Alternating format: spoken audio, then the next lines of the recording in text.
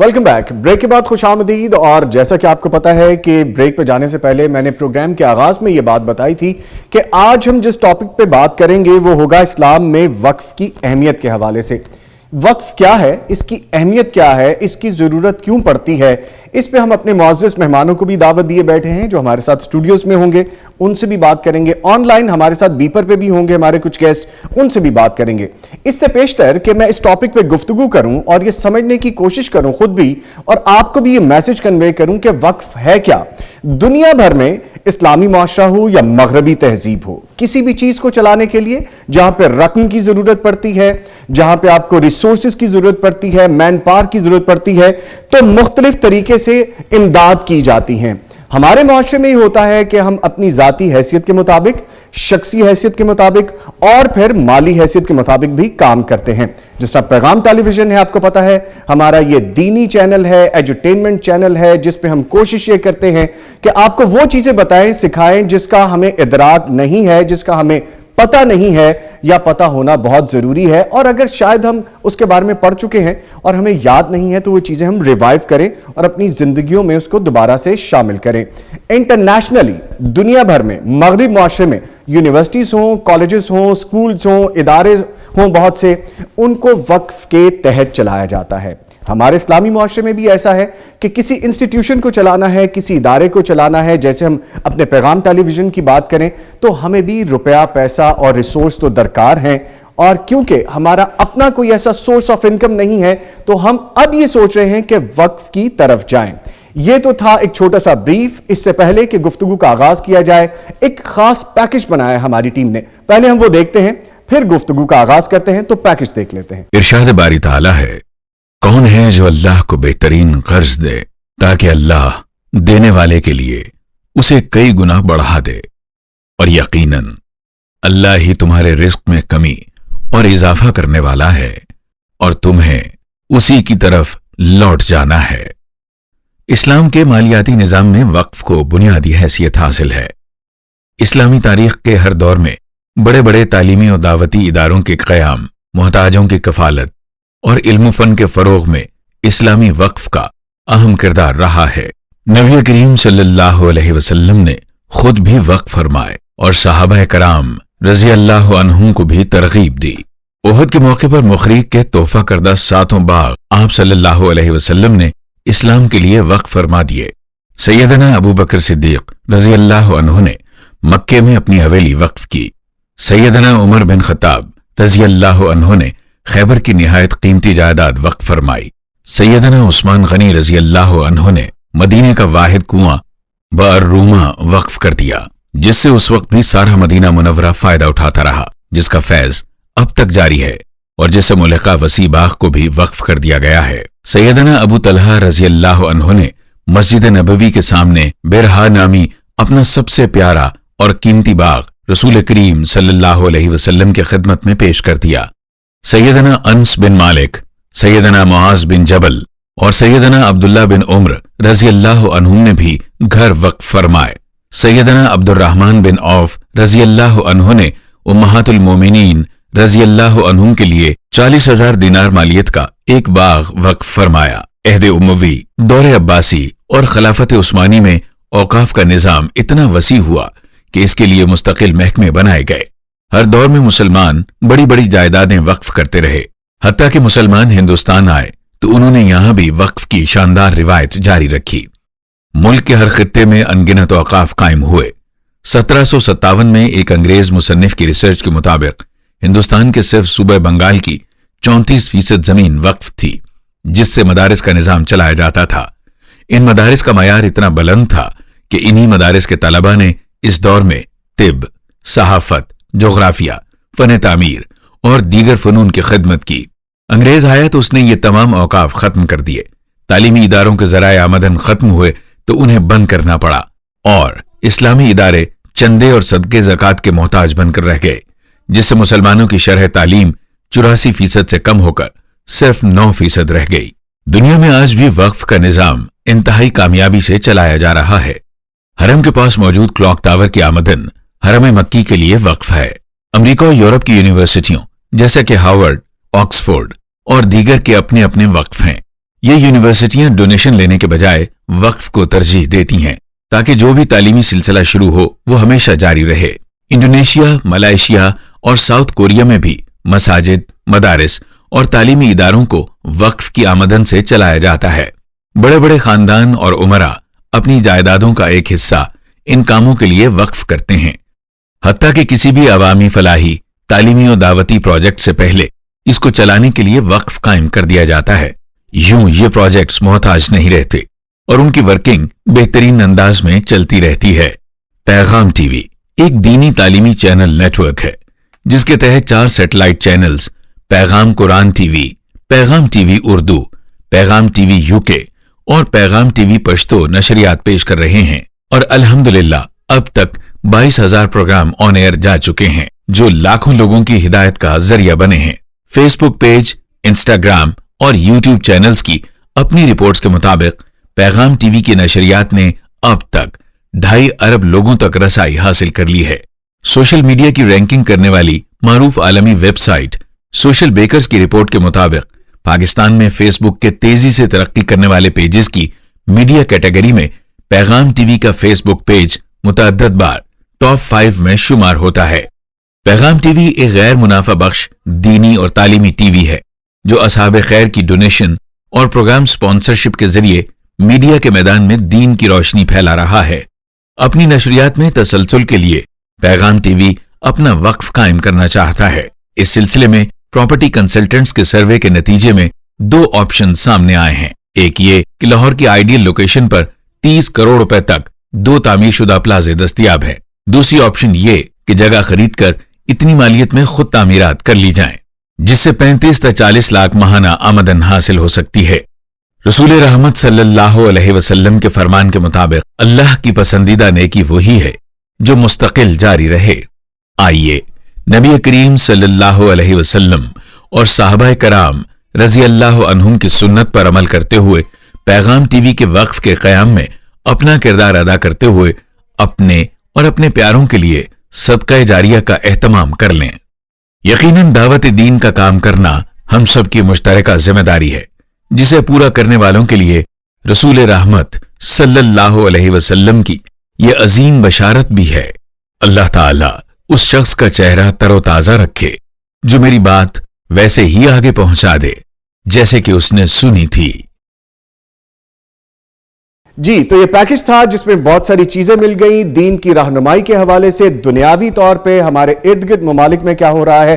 اب اس پہ گفتگو کرتے ہیں۔ میرے ساتھ میرے بڑے معزز مہمان موجود ہیں جن کا میں آپ کو تعارف کرواتا چلوں۔ آپ ان کو ٹیلی ویژن سکرین پہ دیکھتے رہتے ہیں، ہماری پیغام ٹیلی ویژن کی سکرین پہ ماشاءاللہ ان کی جو سروسز، جو خدمات ہیں ان سے ہم مستفید ہوتے رہتے ہیں۔ سر ویری وارم ویلکم، آپ کو بہت خوش آمدید کہوں گا میں۔ اور پروفیسر محمد یحییٰ جلال پوری صاحب ہیں، معروف اسلامی اسکالر ہیں۔ میں زیادہ ڈیٹیل میں نہیں جا سکتا کیونکہ تھوڑے کہے کو بہت جانیے آپ۔ سر طبیعت کیسی ہے آپ؟ الحمدللہ، اللہ کا شکر ہے، بالکل ٹھیک۔ ماشاءاللہ سر، آپ کو صبح سویرے ہم نے زحمت دی ہے تو کوئی زیادہ آپ کو پریشانی تو نہیں؟ ایسا ہے کہ اس کے لیے آنا یہ تو سعادت کی بات ہے۔ جزاک اللہ سر، وی آر ریئلی آنرڈ کہ آپ ہمارے ساتھ ہیں۔ سر رہنمائی فرمائیے گا سب سے پہلے مجھ جیسے کم علموں کے لیے کہ وقف ہوتا کیا ہے، اس کی ضرورت کیوں پیش آتی ہے؟ دیکھیے، وقف اسلام میں جو اس کا تصور ہے وہ یہ ہے کہ کسی جائیداد کو، سورسز کو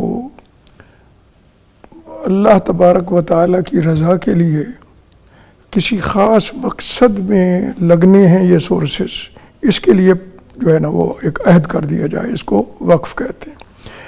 اس وقف کو جو وقف کرنے والا ہے نہ وہ واپس لے سکتا ہے، نہ اسے خود اپنے لیے استعمال کر سکتا ہے، وہ صرف اور صرف اللہ کی رضا کے لیے ہوتا ہے۔ اور یہ بات رسول اللہ صلی اللہ علیہ وآلہ وسلم کے زمانے سے شروع ہو گئی تھی۔ خود رسول اللہ صلی اللہ علیہ وآلہ وسلم کے زمانے میں مخیریق نے کئی باغ وقف کیے تو رسول اللہ صلی اللہ آپ کو دیے، مخیریق نے، رسول اللہ صلی اللہ علیہ وسلم نے ان کو سب کو وقف کی حیثیت دے دی، اور جس کام کے لیے تھے وہ اسی کے لیے ہی صرف ہوتے، مساکین کی لوک آفٹر کے لیے، یتیموں کی خبرگیری کے لیے، دوسرے جو مستحق ہیں ان کی مدد کے لیے، بس اسی کے لیے ہی ہوتے تھے۔ اسی طرح سے حضرت ابو بکر صدیق رضی اللہ تعالیٰ عنہ نے، یہ رسول اللہ صلی اللہ علیہ وسلم کے انتہائی قابل اعتماد ساتھی بھی ہیں، دوست بھی ہیں، اور سب سے زیادہ پیروی کرنے والے بھی ہیں. تو آپ نے مکہ میں جو گھر تھا جو چھوڑ کے آپ آ گئے تھے اس کو اللہ کے لیے وقف کر دیا. حضرت عمر رضی اللہ تعالیٰ عنہ، ان کو خیبر میں جب بہت اچھا حصہ ملا اور وہ بڑی قیمتی جائیداد تھی، اس حد تک کہ ان کے پاس جتنی بھی جائیدادیں تھیں ان میں سے کوئی بھی اس کے لگے کی نہیں تھی، وہ سب سے قیمتی تھی. تو وہ حاضر ہو گئے، یا رسول اللہ یہ سب سے قیمتی مجھے جو چیز ملی ہے میں چاہتا ہوں کہ اللہ کے لیے وقف ہو جائے، میرے وہاں کام آئے. بیوٹیفل سر، سب سے قیمتی چیز جو ملی جو مجھے ملی ہے اب تک، میں چاہتا ہوں کہ میں اللہ کے لیے وقف کروں اور وہاں قبول ہو جائے. اور قرآن میں بھی یہی ہے کہ اللہ تبارک و تعالیٰ کو جب اس کے نام پہ کچھ دیتا ہے اور اس کے لیے دیتا ہے تو اللہ نے اس کو اپنی خاص رحمت سے یہ کہا ہے کہ من ذا الذی یقرض اللہ قرضا حسنا، کون ہے جو اللہ کو قرض حسنا دے؟ کون ہے جو اللہ کو قرض حسنا دے؟ اسے تو ضرورت نہیں ہے، لیکن جیسے قرض ضرور واپس ہوتا ہے اسی طرح اللہ نے اس کو قرض کا نام دیا ہے کہ تم یہ دو گے اللہ کے نام پہ تو یہ تمہیں ضرور واپس ہو. یہ پرٹیکولرلی سر وقف کے لیے فرمایا گیا ہے، جو بھی اللہ کے لیے صرف کیا جائے ٹھیک ہے، وہ اس کو قرض حسنا. اور فرمایا فَيُضَاعِفُ لَهُ أَضْعَافًا مُضَاعَفَةً، اللہ تبارک و تعالیٰ اس کو پھر بڑھائے گا اور بہت کئی گنا زیادہ کر دے گا. سر آپ نے بڑا لیبوریٹ کیا، کئی گنا. اور سر اس کی کوئی، اس کا مطلب ہے لمٹ نہیں ہے، کوئی لمٹ نہیں ہے، تو اللہ کی شایع نشان ہے جتنا اس کی رحمت تو ویسے اضافہ مضاعفہ کئی گنا. اور فرمایا کہ واللہ یقبض ویبسط الیہ ترجعون، یہ چیزوں کو پھیلاتا بھی وہی ہے، کم بھی وہی کرتا ہے، اور سب نے تم نے ادھر ہی لوٹ کے جانا ہے. یہ جو اللہ کے نام پہ دو گے اللہ اس کو بڑھائے گا ہی بڑھائے گا. وقف میں اور جیسے چیریٹیبل کام ہیں ان میں تھوڑا لیبریٹ کر دیجئے گا سمجھنے کے لیے. لوگ کہتے ہیں ہم زکوٰۃ دیتے ہیں، ہم امداد کرتے ہیں، ہم ایک نیکی کے طور پہ کوئی رقم دے دیتے ہیں. وقف میں اور اس میں کیا فرق ہے؟ وقف کس طرح سے مسلسل چلنے والی نیکی ہے، مسلسل آن گوئنگ پروسیس ہے، وہ کس طرح سے ہے؟ دیکھیے زکوٰۃ جو ہے وہ تو آپ کے اپنے مال کا ایک حصہ ہے، جی 2.5% وہ آپ نے دینا ہے، مال آپ کا رہتا ہے. وقف میں آپ ہی کا مال جو ہے آپ نے اپنی ملکیت سے ہاتھ اٹھا لیا کہ اب یہ میری ملکیت نہیں ہے، یہ اللہ کے لیے ہے اور جس مقصد کے لیے ہمیشہ اسی کے لیے صرف ہوگا. نہ میرا اس پہ کوئی تصرف ہے، نہ اختیار ہے، نہ میں اس کو استعمال کر سکتا ہوں، اس سے فائدہ بھی نہیں اٹھا سکتا. وقف کرنے والا خود جو ہے وہ اس سے ذاتی طور پہ فائدہ بھی نہیں اٹھا سکتا. تو ظاہر ہے دونوں میں فرق تو ہوا، وہ مال آپ کا ہے، اس میں سے سال بسال آپ نے دیا، اللہ قبول کرے، یہ بھی بڑی بات ہے جی. لیکن اور اس سے آپ کے مال کو یہ فائدہ ہوتا ہے کہ سارا پاک ہو جاتا ہے. زکوٰۃ جو ہے وہ مال کو پیوریفائی کر دیتی ہے، پاک کر دیتی ہے. اور اس کا تو یہ ہے کہ آپ نے اپنی ملکیت ہی ختم کر دی اور سراسر یہ اللہ کی رضا کے لیے ہمیشہ کے لیے اسی کو خاص کر دیا. تو یہ ایک بہت بڑی خوبصورت بات ہے. اللہ تبارک و تعالیٰ سب کو توفیق دے. آمین آمین. اچھا سر یہ فرمائے گا کہ اسلام کے مالیاتی نظام میں وقف کی بنیادی حیثیت کیا ہے، کیا حیثیت حاصل ہے؟ جیسے آپ نے فرمایا کہ نبی کریم صلی اللہ علیہ وآلہ وسلم نے بھی اس بارے میں بتایا، وہ ساری ڈیٹیلز کیا ہیں؟ دیکھیے وہ جس مقصد کے لیے وقف ہوگا وہ حکومت کا بھی فرض ہوگا کہ وہ اسی پہ اس کو صرف کرے اور انہی شرائط کے مطابق کرے جو وقف کرنے والے نے رکھی ہے. اور عام صدقات جو ہیں وہ بھی اگرچہ بیت المال کے ذریعے سے ہی صرف ہوتے ہیں جی. لیکن وقف میں اور ان میں سب سے بڑا فرق یہی ہے کہ اس کی کچھ شرائط بھی ہوتی ہیں، وہ ان کے ذمہ ہوتا ہے، بیت المال کے سپرد ہوتا ہے، وہ جو اللہ نے رکھے ہوئے ہیں اسی میں. اس میں وقف میں ہوتا ہے کہ جو اللہ نے رکھے ہوئے ہیں مصارف جو اللہ کو پسند ہیں ان میں سے کوئی ایک خاص مصرف جو اس کے لیے ہمیشہ رہے تاکہ وہ ہمیشہ اس مصرف میں کوئی کبھی کمی نہ آئے. ٹھیک ہے. تو یہ اس لیے یہ ایک حیثیت ہے اس کی اور یہ اللہ کو بہت عزیز ہے. سر فرمائیے گا کہ صحابہ کرام یہ کس طرح سے دینی امور جو سر انجام دیتے تھے اس میں وقف کو کیسے شامل رکھتے تھے، ان کے کیا معاملات رہے ہیں؟ دیکھیے وہ صدقات اور زکوٰۃ کے تو بہت زیادہ وہ تھے. صدقات میں تو اس حد تک ان کی رغبت تھی کہ رسول اللہ صلی اللہ علیہ وسلم نے ایک دفعہ خطبے میں فرمایا کہ وہ شخص جو اپنے ہاتھ سے کما کے اللہ کی راہ میں دیتا ہے اللہ اس سے بہت خوش ہوتا ہے اور اس کے لیے جنت پکی ہے.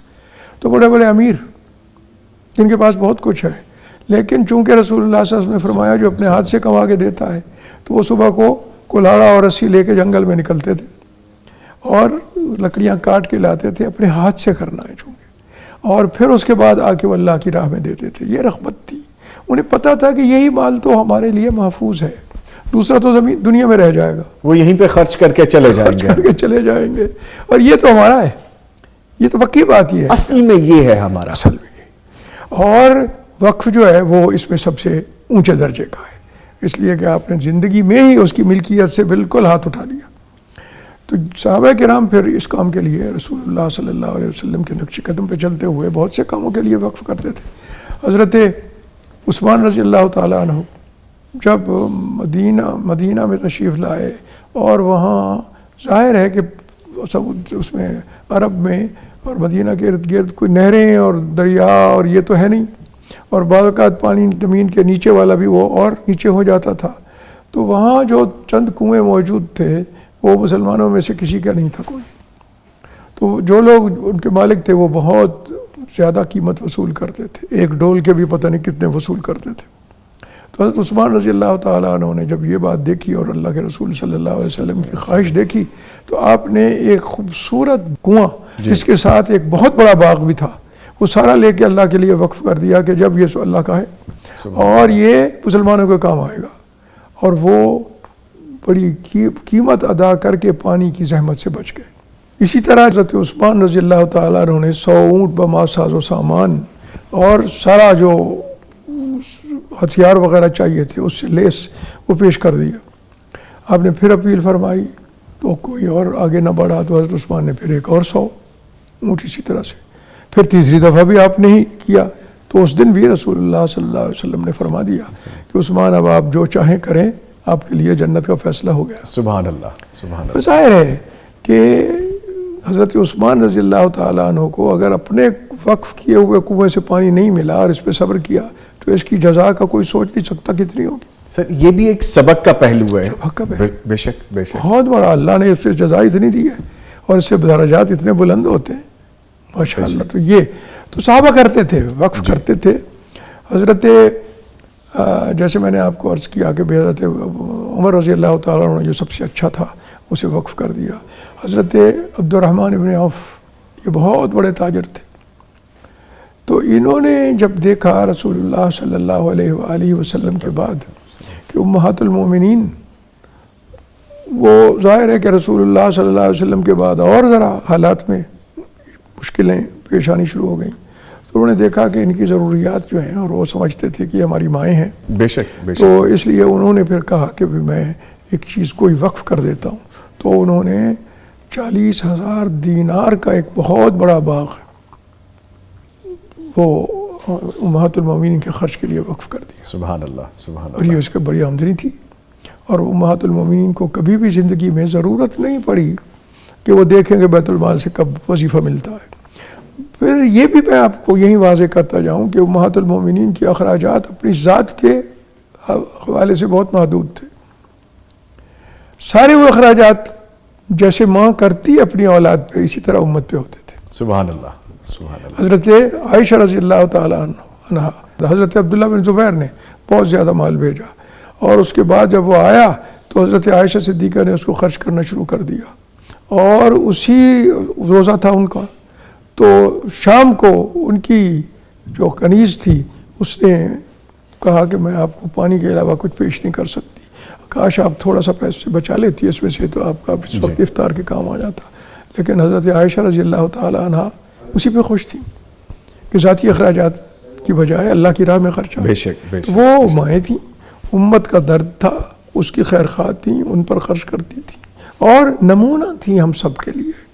جیسے اللہ کے رسول سے سیکھا تھا کہ اللہ کے رسول صلی اللہ علیہ وسلم کے پاس بڑے بڑے مال غنیمت بھی آتے تھے، تو بھی گھر میں وہی بات ہوتی تھی کہ اتنا کھانا کہ جس سے وہ مشکل پیٹ بھر جائے. اللہ اکبر اللہ اکبر. اور کبھی وہ بھی نہیں، کبھی وہ بھی نہیں. کبھی وہ بھی اچھا سر، نہیں. جیسے آپ فرما رہے ہیں ابھی عرب کی آپ مثال دے رہے ہیں، وہاں پہ بڑی روایات ہیں ایسی، بڑا کلچر ایسا. ابھی بھی ہم بات کرتے ہیں تو وہاں پہ وقف کے حوالے سے بہت زیادہ کام وہاں پہ ہوتا ہے.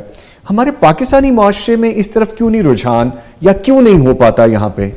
دیکھیے پاکستانی معاشرے میں بھی اوقاف قائم ہیں، یہ ٹھیک ہے جیسے کثرت سے عرب میں ہیں اور جیسے یہاں بھی ہونے چاہیے، آپ کی بات بالکل صحیح ہے کہ اس طرح سے نہیں ہے جی، لیکن ہیں اوقاف یہاں بھی ہیں.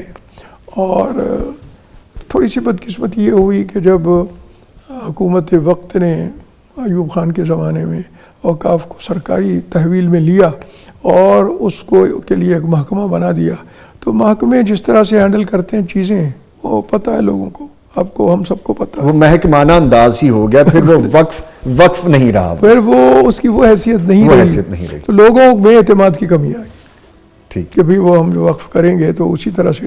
تو یہ چاہیے یہی کہ بھئی اس معاملے میں بجائے اس کے کہ کوئی عام جو بیوروکریسی ہے اس طرح کے کوئی ادارے بنا کے اور ان کے سپرد کرنے کے، ان اوقاف کو خوبصورت طریقے سے تاکہ لوگوں کو صرف کیا جائے جن مقاصد کے لیے وقف کیے گئے ہیں، تاکہ لوگوں میں شوق ہو. ٹھیک ہے سر، گفتگو کا سلسلہ آگے بڑھاتے رہیں گے. ہم ایک ہمارے معزز مہمان بھی جوائن کر چکے ہیں، ان کی طرف چلتے ہیں اگر آپ کی اجازت ہو تو. جی پلیز. ہمیں جوائن کر چکے ہیں جی ہمارے معزز مہمان پروفیسر یاسین ظفر صاحب، عالم دین ہیں، تاریخ دان ہیں. سر بہت شکریہ آپ کے وقت کا، آپ مجھے سن پا رہے ہیں؟ جی شکریہ، جی آپ کا بھی شکریہ، بہت شکریہ سر، جزاک اللہ. سر ہم بات کریں وقف کے حوالے سے، تو یہ بتائیے گا کہ تاریخ اسلامی میں اوقاف کے قیام کی منفرد مثالوں کے حوالے سے کچھ، اور ان کے فوائد اور علمی اور رفاہی خدمات کے بارے میں، تاکہ ہمارے ناظرین و سامعین کچھ مزید سمجھ پائیں اس بارے میں. بسم اللہ الرحمن الرحیم. سب سے پہلے تو میں پیغام ٹی وی کا اور آپ تمام حضرات کا شکر گزار ہوں.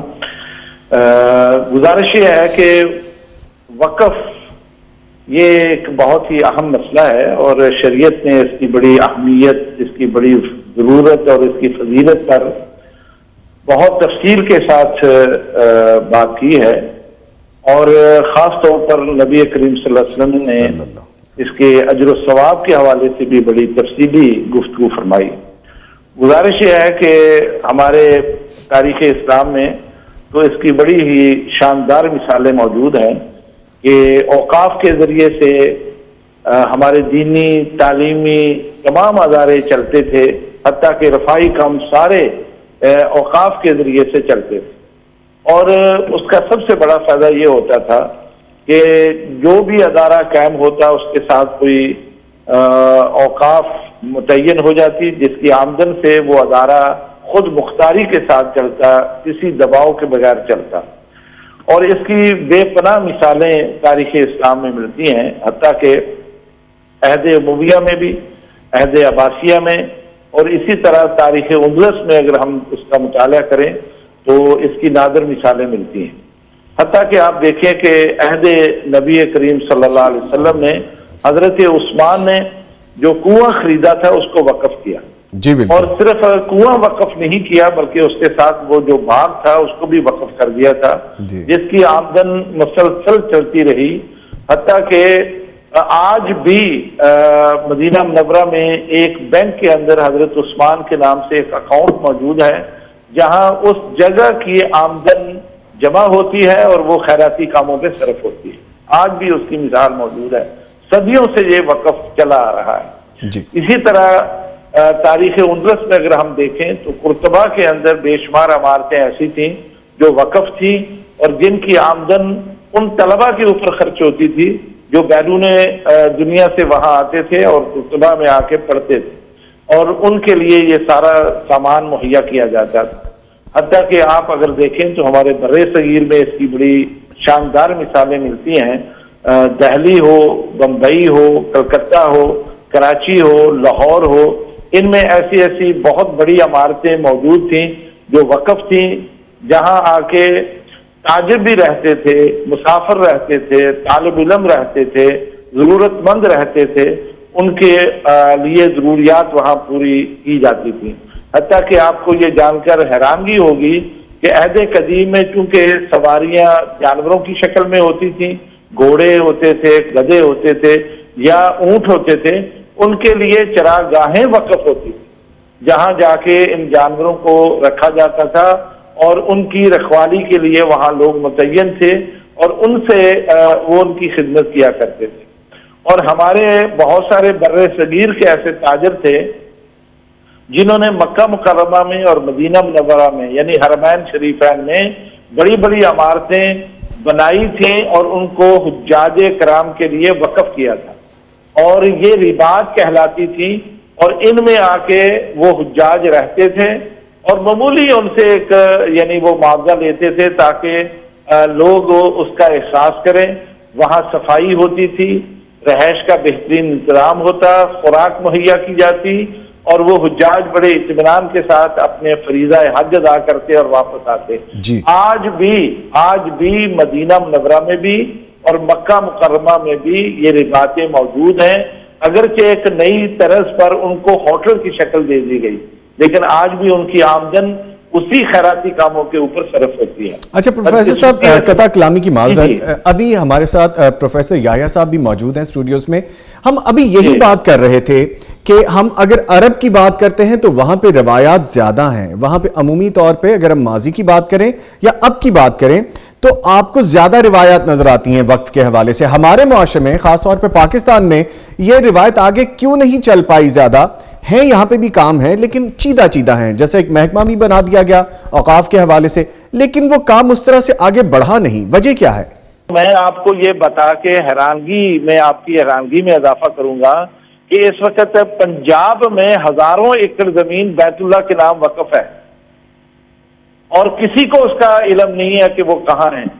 میں خود اس بات کا شاہد ہوں کہ مجھے امام حرم مکی شیخ عبداللہ سبیل رحمہ اللہ نے، میرے ساتھ میاں فضل حق صاحب تھے، ہمیں ایک خط دیا تھا جو کہ اس وقت کے وزیر اعلیٰ میاں نواز شریف کو ہم نے لا کے دیا تھا، جس میں انہوں نے لکھا تھا کہ یہ اوقاف کی زمینوں کی اب ہمیں ضرورت نہیں ہے، اس کی آمدن اب مکہ مکرمہ نہ بھیجی جائے بلکہ یہ پیسہ اب پاکستان میں صرف کیا جائے۔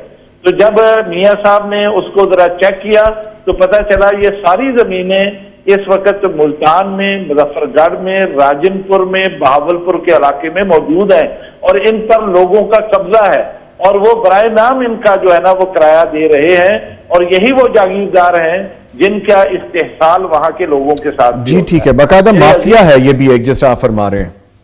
جی اور اس کے ساتھ میں یہ بھی عرض کر دوں کیونکہ باقی حکومتی سرپرستی میں جو کچھ جاتا ہے وہ تو آپ کے علم میں وہ کہاں جاتا ہے۔ یہ لوگوں نے جب یہ دیکھا کہ ان کا صحیح مصرف نہیں ہوتا ہے اس لیے لوگ بھی پیچھے ہٹ گئے، ورنہ اگر لوگوں کو رغبت دلائی جائے کہ یہ بھئی وقف کریں، یہ آپ کے لیے، آپ کی آنے والی نسلوں کے لیے اجر و ثواب، بلکہ آپ کے پچھلوں کے لیے بھی اجر و ثواب کا باعث ہے، تو لوگ اب بھی یہ کرنے کے لیے تیار ہوتے ہیں۔ لیکن یہ ایک سسٹم ختم ہو گیا اور ہم دہاڑی دار بن گئے، ہم مانگتے ہیں اور اپنے ادارے چلاتے ہیں، ایسا ہونا نہیں چاہیے۔ اداروں کے منتظمین کو بھی بشمول میں خود اس میں، ہمیں چاہیے کہ ہم اوقاف قائم کریں، لوگوں کو رغبت دلائیں اور اوقاف۔ اچھا سر، جو ذکر آپ کر رہے ہیں بڑا تکلیف دہ یہ جملہ ہے، لیکن ہے تو حقیقت، سننا پڑے گا اور پھر اس کو برداشت بھی کرنا پڑے گا کہ دہاڑی دار بن گئے ہم۔ سر ایک چیز فرمائیے گا، جیسا ابھی ہم پیغام ٹیلی ویژن کے حوالے سے بھی یہ بات کر رہے ہیں، کیونکہ ہمارا سورس آف انکم اس طرح سے کمرشل نہیں ہے، آپ بڑا بہتر جانتے ہیں بخوبی، بہت سارے لوگ بھی دنیا بھر میں جو ہمیں دیکھتے سنتے ہیں وہ آگاہ ہیں۔ ہم بھی اس کام کی طرف جانا چاہ رہے ہیں، ایک پرماننٹ روزگار آئے، وقف کی طرف جائیں ہم، تاکہ جو لوگ اس سے منسلک ہیں روزگار کے حوالے سے، جو ہمارے امور ہیں، جو دینی کام ہیں، اس بارے میں بھی کچھ کہیے گا۔ جی میں تھوڑا سا مداخلت کر رہا ہوں، تھوڑی سی بات میں اس زاویے سے کرنا چاہ رہا ہوں۔ جی اصل میں صورتحال یہ ہے کہ کچھ عالمی دباؤ بھی ہیں، کوئی مانے نہ مانے عالمی دباؤ اس لحاظ سے کہ ان لوگوں کو ہم سے زیادہ پتا ہے کہ اوقاف کے پیسوں سے دینی کام ہوتے ہیں اور خیراتی کام ہوتے ہیں، لہذا ان پر اسی وجہ سے انہوں نے وقف ایکٹ جو ہے منظور کیا ہے قومی اسمبلی اور سینٹ کے مشترکہ اجلاس میں، جہاں اوقاف کی زمینوں کے اوپر کنٹرول کرنا، انہیں ختم کرنا اور انہیں بیچ کر سڑکیں، گٹر بنانا اور دوسری چیزیں بنانے کی انہوں نے اجازت دے دی۔ آپ کے علم ہے وہ وقف ایکٹ کیا طوفانی قسم کا وہ ایکٹ ہے۔ جی اس وجہ سے بھی مسائل کھڑے ہوئے ہیں۔ اگر سچی بات یہی ہے کہ جب تک ہم اس طرف دوبارہ لوٹ کے نہیں آتے، اپنی لوگوں کو تیار نہیں کرتے، لوگ ملیں گے، تاجر ملیں گے، مالدار لوگ مل جائیں گے جو مل کر کوئی اوقاف کھڑا کر دیں جس کے ذریعے سے تبلیغ کا کام ہو، پیغام ٹی وی جیسا ایک خوبصورت پروگرام جو ہے اس کو چلائیں، تعلیمی اداروں کو چلائیں، دینی کام چلائیں، دینی کام ہی نہیں بلکہ وہ تعلیم مفت کریں، ہسپتال مفت کریں، اور یہ سارے اوقاف کے ذریعے سے ہو سکتے ہیں۔ ضرورت صبر کی ہے۔ میں آپ کے اس پروگرام کے ذریعے سے بھی لوگ جو سننے والے ہیں ان سے بھی عرض کروں گا کہ وہ اس طرف توجہ دیں تاکہ اچھے لوگ یہاں سے تیار ہو کے جائیں۔ محض زکوٰۃ کی رقم سے علماء کو تیار کرنا، دیندار لوگوں کو تیار کرنا، یہ کوئی اچھی روایت نہیں ہے۔ ہمیں چاہیے پاکیزہ مال سے ان لوگوں کی پرورش کریں، ان لوگوں کو تعلیم اور تربیت دیں، اور اس کا بہترین طریقہ اوقاف ہی ہے۔ جی ٹھیک ہے، بہت شکریہ پروفیسر یاسین ظفر صاحب، عالم دین، تاریخ دان، ہمارے ساتھ موجود تھے۔ ونس اگین آپ کے وقت کا بہت شکریہ سر۔ جیسے ابھی آپ بھی گفتگو سن رہے تھے اور بات پھر وہیں پہ بار بار آتی ہے کہ جب ہم وقف کی بات کرتے ہیں تو ہمارا اپنا پیغام ٹیلی ویژن ایکسپینسز ہوتے ہیں، سیلریز ہوتی ہیں، اپنے معاملات ہوتے ہیں، پھر اب دینی امور سر انجام دینے کے لیے آپ کو بہت سارے ریسورس چاہیے ہوتے ہیں۔ تو سر اگر ہم وقف کی طرف جانا چاہیں تو عوام کو کیا ایجوکیٹ کر سکتے ہیں؟ دے کم اپ ٹو دا لینڈ، زمین، پراپرٹی، پیسہ، کیا کیا چیزیں اس میں ہم کہہ سکتے ہیں کہ جو وقف میں شامل ہو سکتی ہیں؟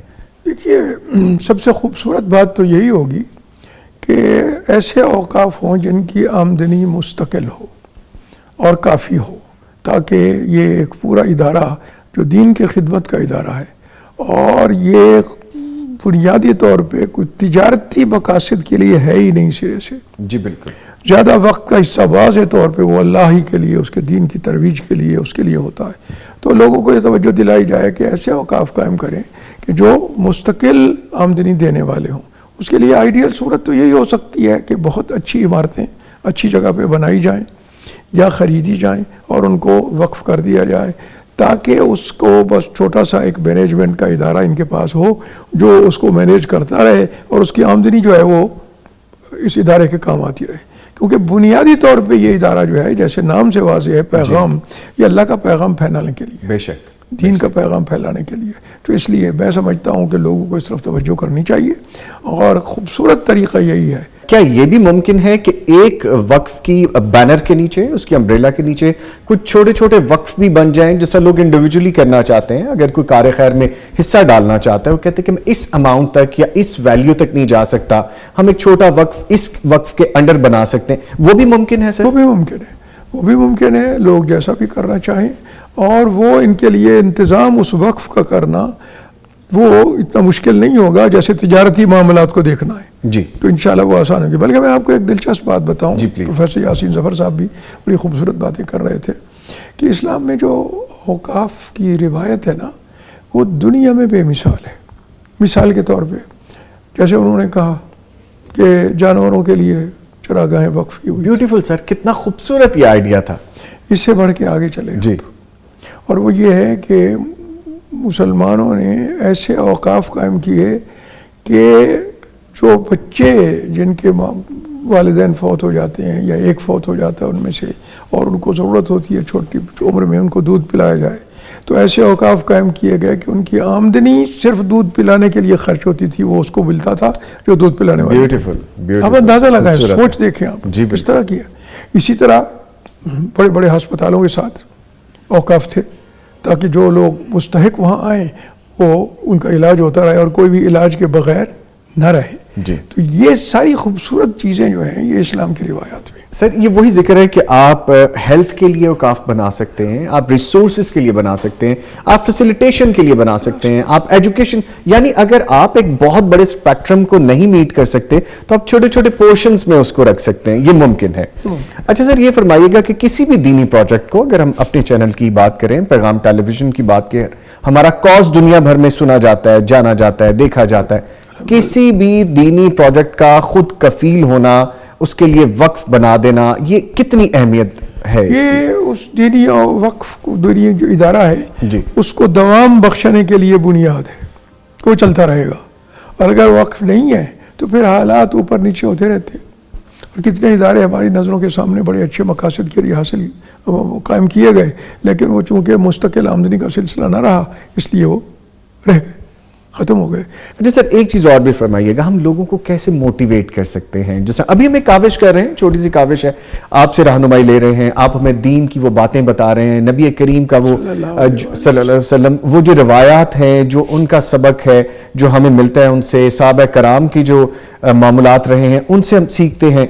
कैसे लोगों को बकअप किया जा सकता है, उनमें ये जज्बा पैदा हो कि वो इस तरफ आएँ और बढ़ चढ़ कर हिस्सा लें? देखिए, उन तक एक तो पहुंचाई जाएं ये सारी बातें जो अब हो रही हैं, और अहादीस जिनमें इनके फ़ज़ाइल बयान किए गए हैं, इसके अजर की बात की गई है। कुरान की आयतें जैसे हमने पढ़ी हुई थी कि भाई अल्लाह इसको कहता है ये कर्ज़ है मेरे पास, तो मैं इसको बढ़ाता हूँ। तो ये सारी बातें उन तक पहुँचाई जाएँ।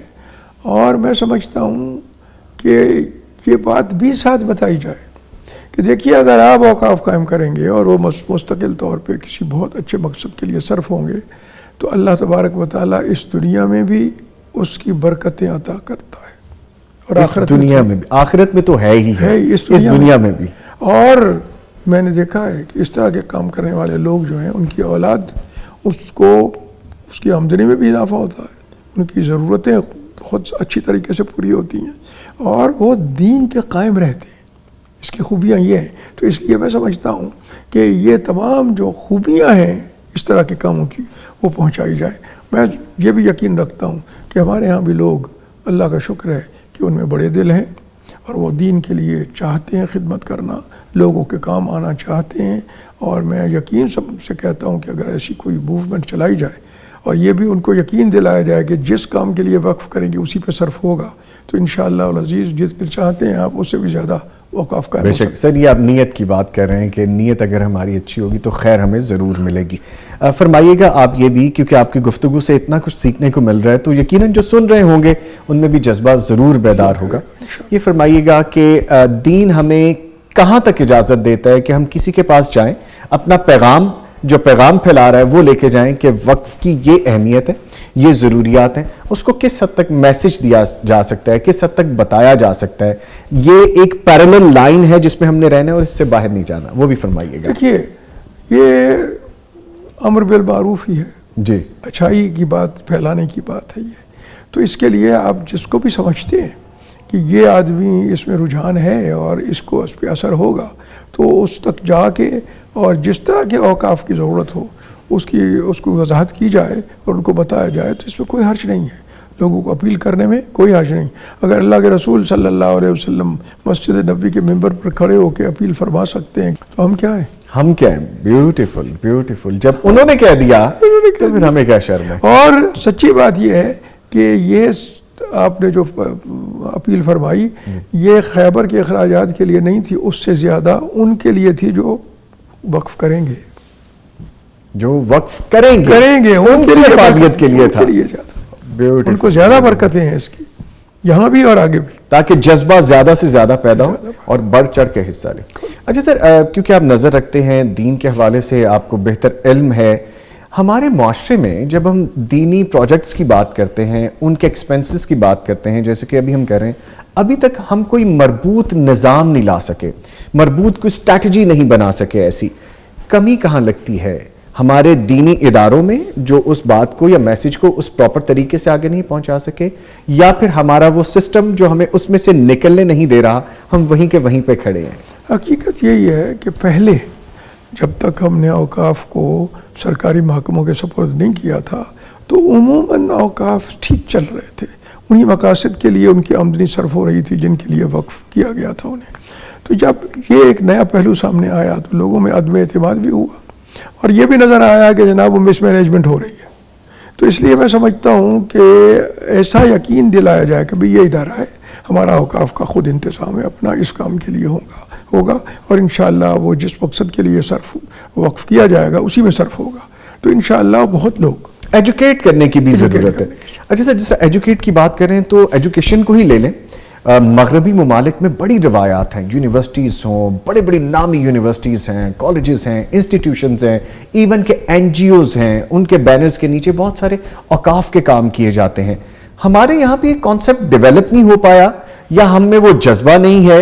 हम में खामी क्या पाई जा रही है कि जब मगरिब इतना आगे है हम नहीं कर पा रहे? हम आगे थे मगरिब से इस मामले में भी, سب سے بڑی یونیورسٹیاں بڑی بڑی جو ہیں ازہر ہے اوقاف پہ چلتی ہے، جامعہ زیتون مراکش میں وہ اوقاف پہ چلتی ہے، اور خود سعودی عرب میں بھی جو بڑے بڑے اس طرح کے تعلیمی ادارے ہیں ان کے پیچھے اوقاف ہیں، ان کی آمدنی اسی میں صرف ہوتی ہے۔ ایک ادارہ ہے دارالحدیث الخیریہ جس میں پوری دنیا کے لوگ آ کے وہ پڑھتے ہیں، اور وہ بڑی خوبصورت جگہ اس لیے ہے کہ وہ جب قائم ہوا تھا تو یہ کہا گیا کہ جو پہلی یونیورسٹی ہے اس مسلمانوں کی وہی جگہ خریدیں گے ہم، یعنی حضرت ارقم رضی اللہ تعالیٰ عنہ کا گھر جس میں رسول اللہ صلی اللہ علیہ وسلم تعلیم دیتے تھے، تو اس کے اب ہیں اوقاف ہیں اور اسی پہ صرف ہوتے ہیں، اسی پہ صرف ہوتے ہیں اور وہ کام آگے چلتا رہتا ہے۔ تو ہمارے یہاں پہ مضبوط تھی روایت، لیکن ہمارے پاکستان میں آ کے تھوڑے سے جو کاروائیاں ہوئی ہیں جس سے عدم اعتماد پھیلا ہے